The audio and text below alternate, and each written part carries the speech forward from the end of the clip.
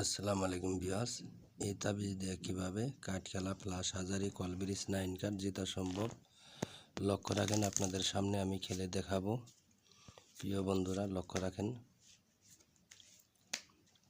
প্রথম চাইলাম চিরাত 3, লক্ষ্য রাখেন, নাম ধরে বলছি চিরাত 3, চিরাত 3ই আসবে। লক্ষ্য রাখেন যে হত্তনে 3 আইসা পড়ছে, লক্ষ্য রাখেন এই যে চিরাত 3ই আইসা পড়ছে, এরকমভাবে আসবে। প্রিয় ভিউয়ার্স, ভিডিওটা ভালো লাগলে অবশ্যই চ্যানেলটা সাবস্ক্রাইব করে পাশে থাকবেন। লক্ষ্য রাখেন গোলাম চাইলাম আমি, দেখেন গোলামটা কোন দিকে চলে যা। আসলে দাদা তাস খেলাটা ভালো না, খুব খারাপ নেশা, যারা ছাড়তে পারে না শুধু তাদের জন্য আমার এই ভিডিওটা। এই যে গোলাম আইসা পড়ছে, গোলাম আইসা পড়ছে। এবার ওই বাসা রাখলাম, তাবিজ যেদিকে থাকবে সেদিকে চলে যাবে। লক্ষ্য রাখেন 7 ফোঁটা চাইলাম, এবার দেখেন 7 ফোঁটাটা কোন দিকে চলে যা। এই যে 7 ফোঁটাও চলে গেছে তাবিজের দিকে।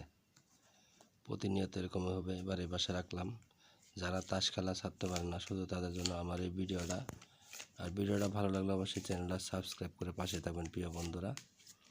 লক্ষ্য রাখেন হাজারি ফ্লাশ কলব্রিজ 9 কাঠ 4 হাতে পারে ফ্লাশ খেলি, প্রায় 10-12টা মতো তাসের কাজ করে।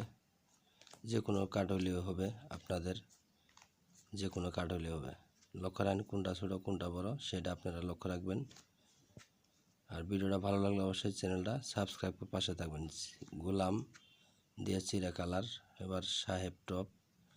লক্ষ্য রাখেন এটা কি টপ কালার, টপ রান। ধন্যবাদ।